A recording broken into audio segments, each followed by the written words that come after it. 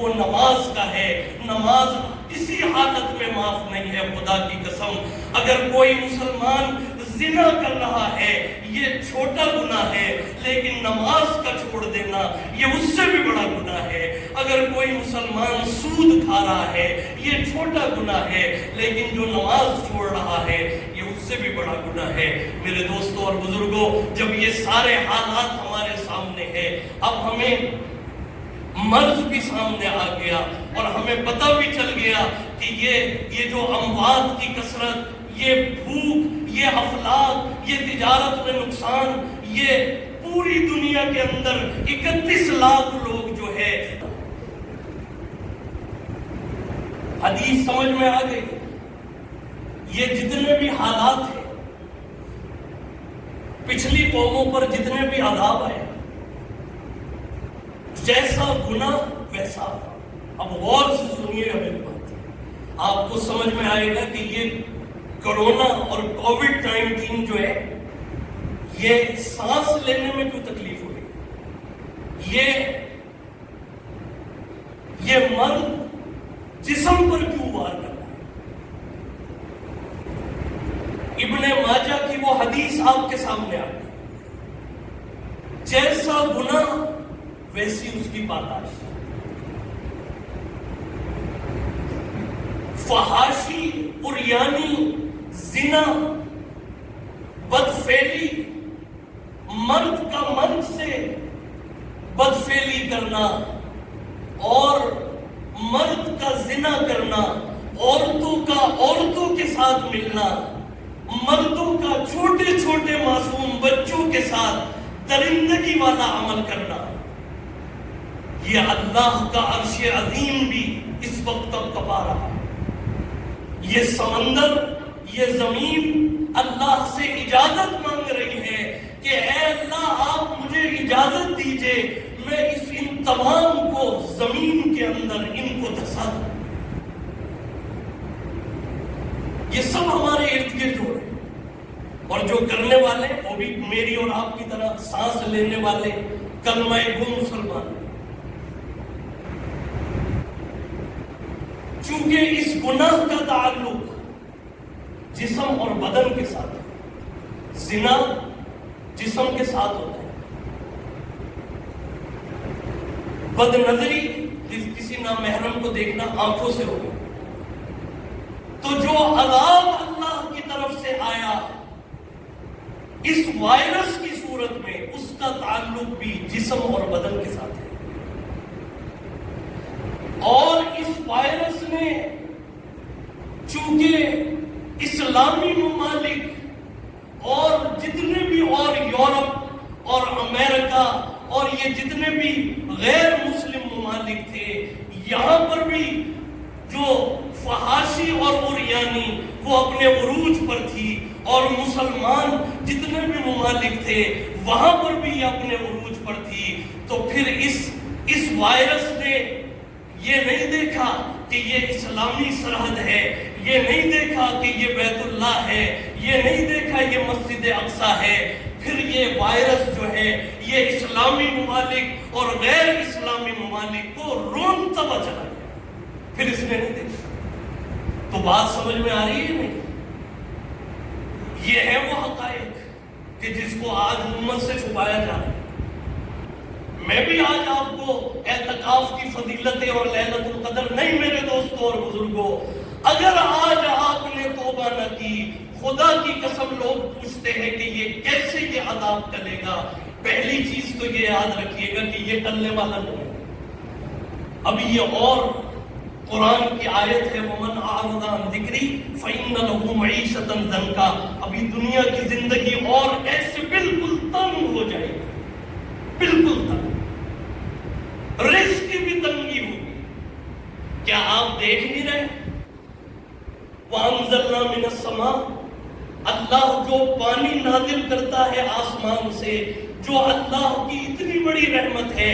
کیا آج اس پاکستان میں اور پوری دنیا میں پانی جو ہے وہ نیچے بالکل نیچے ہی نہیں جاتا جا رہا؟ کیا آج سے 15 20 سال 5 سال 10 سال پہلے پانی کے ایسے حالات تھے؟ تو یہ پانی کا نیچے جانا عذاب الہی کی نشانی ہے، کیونکہ پانی اللہ کی نعمت ہے۔ اور حدیث قدسی ہے، انی، اللہ تعالیٰ فرماتے ہیں اذا اطعت رضیت، اللہ تعالیٰ فرماتے ہیں کہ جب تم میری فرما برداری کرتے ہو، جب تم نماز کو قائم کرتے ہو اور مساجد نمازیوں سے آباد ہوتی ہے اور اللہ کی اس وقت میں اللہ کی رحمتوں کی بارش ہوتی ہے، اللہ تعالیٰ فرماتے ہیں میں خوش ہوتا ہوں، اور جب میں خوش ہوتا ہوں تو وَإِذَا رَضِيتُ بَارَكْتُ، تو میں برکتوں کے دروازے کھولتا ہوں، اور وَلَيْسَ لِي برکتی نہایا، اور میری برکتوں کی پھر کوئی انتہا نہیں ہوتی۔ میرے دوستوں اور بزرگوں، بس میں یہ سنا کے ختم کروں گا، وقت بھی زیادہ ہو گیا، کہ کن حالات کی طرف ہم جا رہے ہیں۔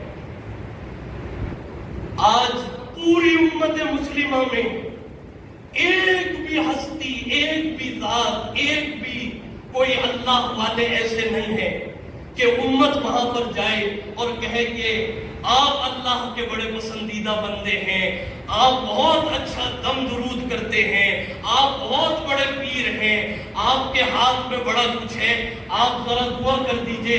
یہ لاکھوں لوگ مر رہے ہیں پوری دنیا میں، پاکستان میں ہسپتال بھرے ہوئے ہیں، لوگوں کو سانس نہیں آ رہا، قبرستان بھر چکے ہیں، آپ اللہ کے بندے، آپ دعا کر دیجئے۔ کوئی نہیں ہے پوری امت مسلم۔ 2019 سے لے کے امام کعبہ مکہ مکرمہ میں اور مسجد نبوی میں رو رو کے ان کے آنسو بھی خشک ہو گئے، لیکن یہ بلا نہیں ٹل رہی، اور یہ ٹلے گی بھی نہیں۔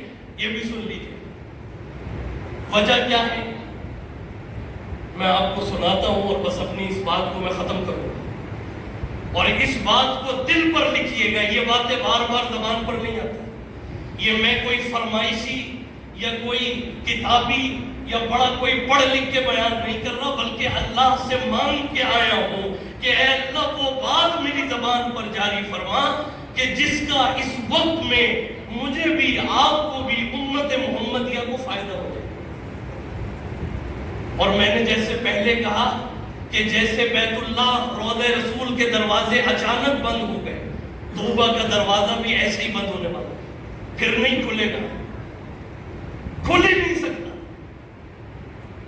اب ہونے کیا والا ہے، اب اگر رمضان میں بھی مسجدیں ویران رہیں اور گھر گھر کے اندر ناچ گانا ہوتا رہا، گھر میں لیٹ کر اور بیڈ پر اور پورا یہ سمجھ کے کہ میں بڑا خود مختار ہوں، اور ریموٹ ٹی وی آن کر کے تراویح کے وقت میں، نمازوں کے وقت میں تم اپنے گھروں میں مردار کی طرح تم پڑے رہے، مردوں کی طرح تم اپنے گھروں میں پڑے رہے، اور تم اللہ کے گھر میں تم نے سجدہ نہ کیا، اور مؤذن حی علی الصلاۃ حی علی الفلاح تمہیں پکارتا رہا، تمہیں بلاتا رہا، اور تم نہ آئے، تو اب سنو، تم اسی بے حیائی میں لگے رہے، تم ناچ گانے میں اور اسی بےہودہ حرکتوں میں لگے رہے، بازاروں کے اندر جسم فروشی ہوتی رہی، شراب بکتی رہی، شراب پیتی رہی، تو اب ہوگا کیا؟ قوم لوط قوم گزری، قرآن میں ذکر ہے، یہ ایسی قوم آئی ہے کہ اس نے اسی عمل کو اختیار کیا کہ جو وہ عمل جو آج پورے پاکستان میں ہمیں نظر آ رہا ہے۔ بھائی بیٹھ جاؤ تھوڑے 5 منٹ بیٹھو، میں بس اپنی بات کو ختم کروں گا۔ پورے پاکستان میں وہ عمل نظر آ رہا ہے، ہر گھر میں ناچ گانا، بے حیائی۔ قوم لوط نے یہ عمل کیا، اللہ کے 5 عذاب ان پر آئے ہیں، آج تک کسی قوم پر یہ عذاب نہیں آئے۔ 300 کلومیٹر زمین کے اندر شگاف پڑ گیا، جبریل امین کو حکم ہوا، انہوں نے پوری بستی کو اٹھایا ہے، آسمانوں کی طرف لے کر گئے، اور قوم لوط کی جو بستی تھی اس کے جانوروں کی آوازیں پہلے آسمان کے فرشتوں نے سنی، اور ان کو زمین پر پٹھا گیا، اور ایسا پٹھا ہے کہ سیلاب آ گیا، فرشتے نے ایک چیخ ماری، ان کے کلیجے پھٹ گئے، آسمان سے نوکیلے پتھروں کی بارش ہوئی، جیسے آج ہر اس وائرس کرونا وائرس کے اوپر لکھا ہوا ہے کون سا وائرس کس کو جا کے لگنا ہے، اسی طریقے سے ہر پتھر کے اوپر ہر زانی کا، ہر نافرمان کا نام لکھا ہوا ہے۔